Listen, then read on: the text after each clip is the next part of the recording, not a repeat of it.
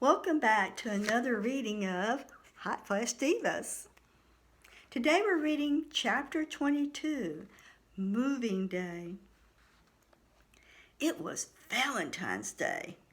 Instead of receiving a card and the flowers from my husband, I was moving my belongings out of the house that he and I had built together. To my dismay, it appeared to be harder on Todd than me. He sat in his recliner, feet propped up, and watched the movers haul my furniture and boxes out our front door with a furrowed brow and clenched teeth. I was too caught up in the process of directing the movers to let my emotions surface. "Is that the last one?"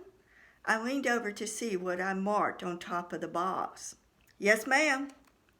When the biggest guy wheeled it out the door, Todd dropped the footrest, placed his head in his hands, and sobbed. I felt my mouth drop open as I stumbled to a stop to stare at him. The boss of the crew came to a halt inside the door, his gaze riveted on Todd's emotional meltdown. We exchanged incredulous glances.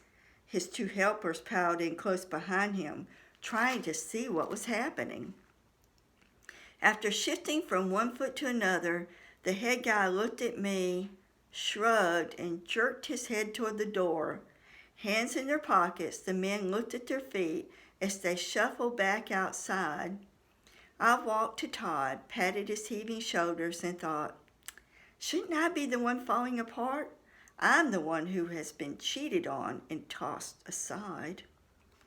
"Todd, you were the one who filed for divorce, not me. Why are you crying?" "I just didn't think this day would come." "I've been packing for weeks."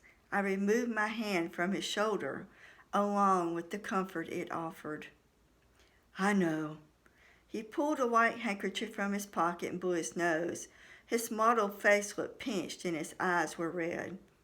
I walked around the house one last time to check for forgotten items. I swept my hand across the kitchen countertop that I chose to match the tile floor. Its smooth granite surface was cool.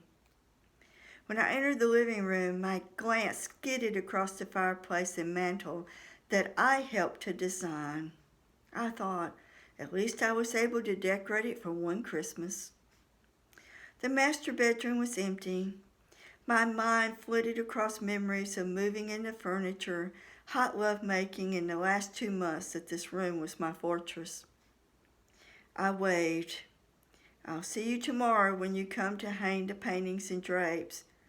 I thought, I don't want you in my house, but that's the least you can do. He pulled his handkerchief from his back pocket and wiped his eyes. Mom wouldn't have it any other way. Swallowing a sob, I slung my purse over my shoulder, hooked Buffy to a leash, and walked out the door. On the driveway, I stopped and looked back. I admired the red brick I had chose and worried that Todd wouldn't water the pansies I planted. Head down, I plodded to my car and settled Buffy inside. I started the engine and backed out of my former life. Thank you for listening. Please subscribe, like, and any comments are welcome. Have a great day, be safe and be well, and I hope to see you for the next reading.